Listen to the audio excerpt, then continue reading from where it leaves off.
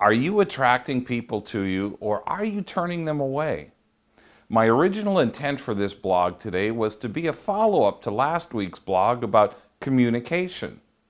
As I sat down to write this piece today, my intent was to share a couple of stories about people I know and how they naturally turn people off. And the more you get to know them, the worse it gets.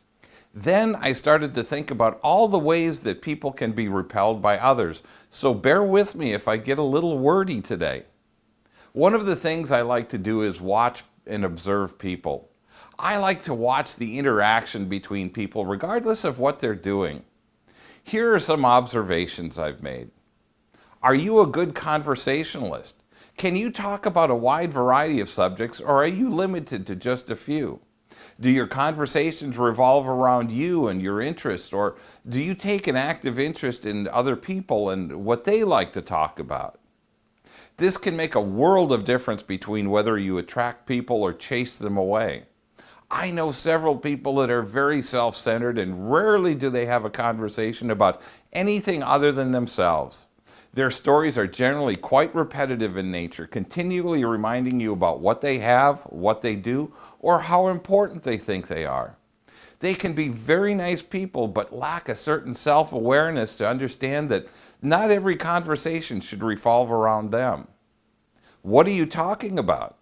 Are you talking about things that interest others and are inclusive in nature, or are you talking about subjects that tend to polarize people?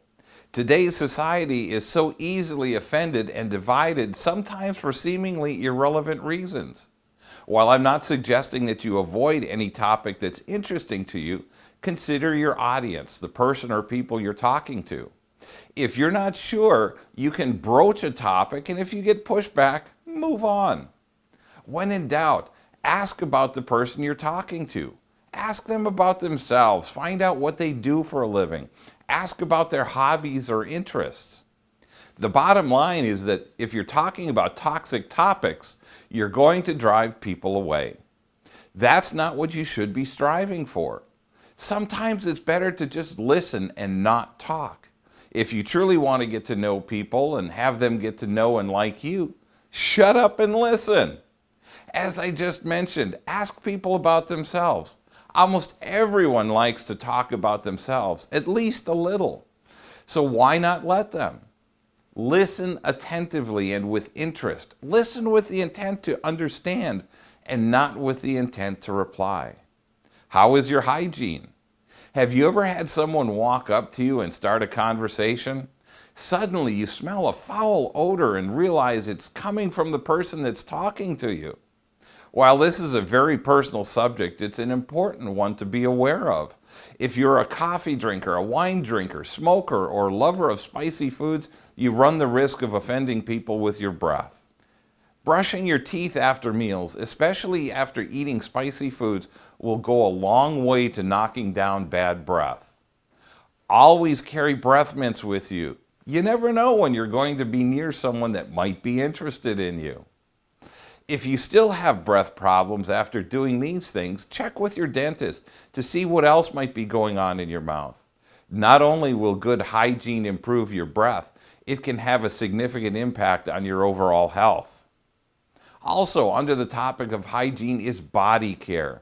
Some of you, like me, perspire easily even with minimal effort. If this is you, a good shower and deodorant is a must. I know all this sounds so basic and is common sense, but there are so many people that aren't self-aware. At least once a week I run into someone that is nearly intolerable due to bad breath or body odor. It takes very little effort and not much more time to take care of yourself. Invest the time and effort. What do your clothes say about you? Are they saying, I'm worth getting to know, or are they saying, I just don't care, you're not worth the effort? There's a young man that works at one of the branch banks I use. He seems like a nice enough guy, but his clothes look like they haven't been washed or pressed in weeks. They're distracting enough that I really tried to avoid having to do business with him. This is sad but true. Are you turning people off with the clothes you wear?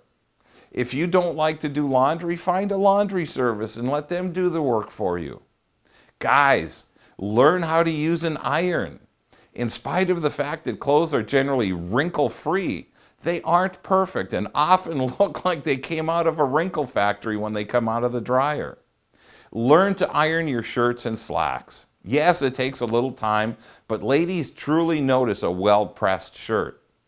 All these things are common sense to most of you. Hopefully there are some tidbits that you can all walk away with and improve your dating and everyday life.